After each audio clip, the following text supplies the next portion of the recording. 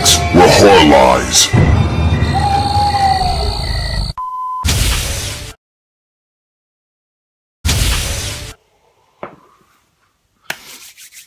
Welcome to the Body Bags channel. It's week 93 and we're talking about insects and bugs and shit. It's insect week here on the channel. I'm OUTSIDER365, still filling in here on the Saturday slot. Hello everybody, I hope you're doing all good out there. Movie I picked this week to review, as it says in the title, is The Great Spider Invasion from 1975. And I have it on a double pack thing here at House of Glass. This is the format I have it on. So if you haven't seen this, let me tell you a little bit about it. What it says on the back is, a lot of strange things are about to start happening here. And that's like in the caption brackets, you know. When a meteor plummets to Earth near a quiet little town, the locals pay no heed, but NASA picks up the meteor's abnormal radiation levels, and soon a team of scientists arrive to investigate. Meanwhile, houses close to the crash site are becoming covered in cobwebs. Strange egg-like rocks are scattered all around. And what's that massive 50-watt spider that just disappeared over the hill? Is it the beginning of the giant spider invasion? Yes, it is. So yeah, this was released in 1975. That's the kind of story of it. There's like this quiet little town, not much going on. Centered around Dan and his wife. I think it's Dan. That I guess some shit happened in their relationship and all that kind of stuff, and they're not really having much of a marriage anymore. Her sister's moved in, her younger sister there, who's out on a date with the reporter of the town.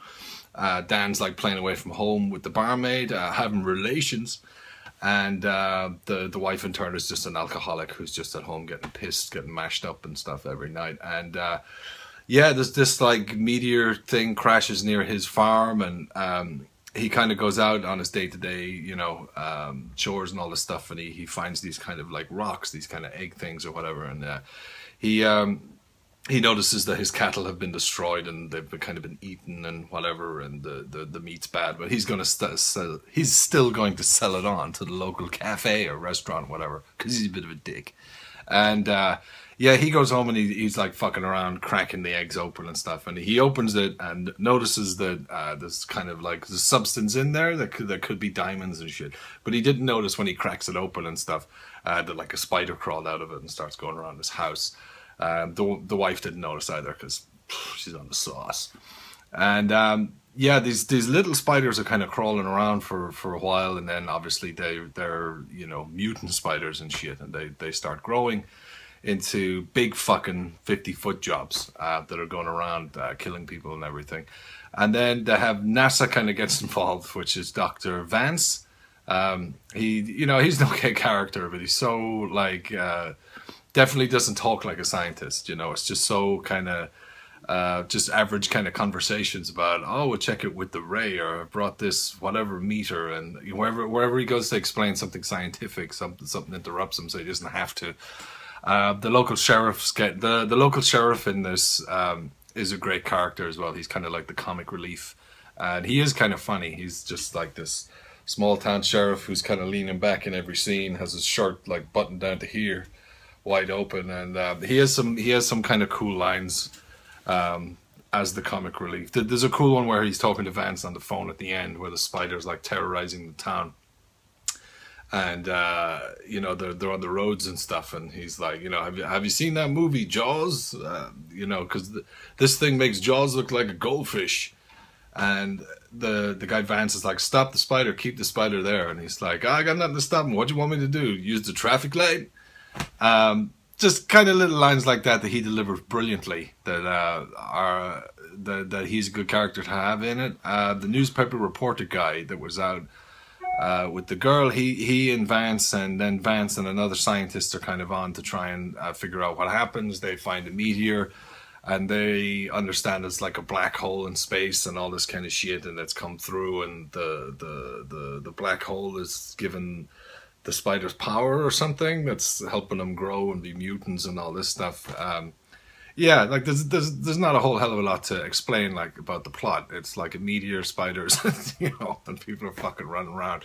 I didn't geek out on all the info of this, but I do remember reading a long time ago, because this was actually a successful movie. It is a B movie, of course, and everything, but it's this was successful. that what they used for the 50-foot spider was actually a Volkswagen Beetle, with like 7 guys or 8 guys or something working the legs and stuff, and they move around like that. There was a Volkswagen Beetle, and the front of the spider was the back of the car. So, and the actual lights, the red lights of the eyes of the spider, is actually the indicator lights of the back of the Volkswagen, which is fucking cool. I love that. That's fucking brilliant. So overall, I do enjoy this movie. If I didn't explain it fucking that great, apologies and stuff. But it's a B movie. It's an insect feature, so you know there's not too much to explain. I enjoy it. I enjoy watching this. I think the characters are good in it. The sheriff adds a lot to it, because otherwise, you know, because it is in a way a silly movie, so you need to have somebody like that to kind of, you know, to go, yeah, it's okay. You know, you can't, you know, just take it seriously and watch the kind of, watch all the faults and all that stuff. It's a B movie. You just got to enjoy it. It's about giant insects, so you just got to enjoy it.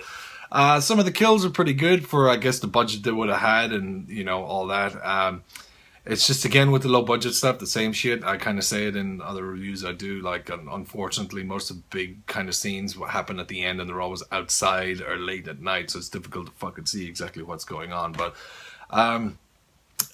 you know, the fake spiders work well. They look good, all that stuff.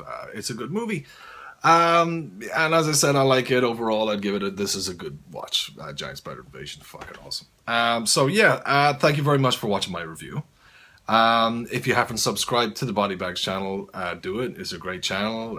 So, you know, 7 reviews, a different topic every week. Yeah, see you all again. Take care, guys. Bye-bye.